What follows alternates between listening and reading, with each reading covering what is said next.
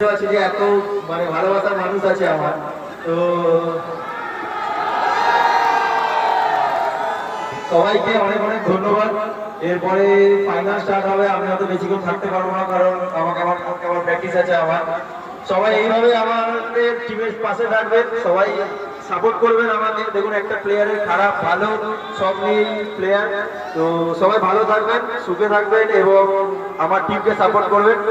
আর একটাই কথা বলবো যে সবাই মোহনবাগানের পাশে থাকবেন। জয় মোহনবাগান।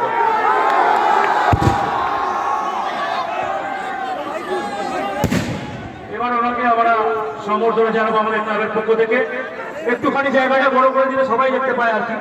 যদি তোমরাই মনে করো যে তোমাদেরই ছেড়ে এসেছে, হ্যাঁ আপি